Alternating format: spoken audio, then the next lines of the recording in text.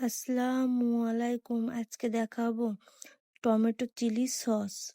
প্রথমে টমেটোগুলোকে পানিতে ভালোভাবে ধুয়ে নিন, তারপর কুচি কুচি করে কেটে একটি প্লেটে রাখুন।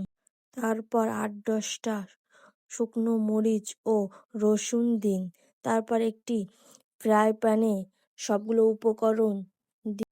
তারপর সামান্য পানি ও 1 চামচ লবণ দিয়ে ঢাকনা দিয়ে দিন।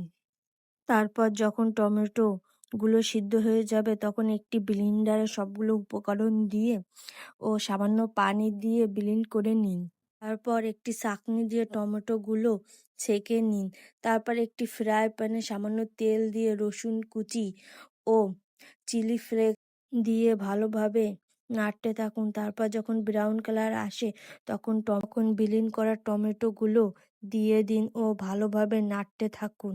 তারপর 2 চামচ লবণ ও 1 চামচ চিনি দিন ও সামান্য পরিমাণ ভিনেগার দিয়ে ভালোভাবে নাড়তে থাকুন। তারপর যখন টমেটো থেকে তেল বেরিয়ে আসবে তখন একটি বয়মে বা একটি বাটিতে সার্ভ করুন।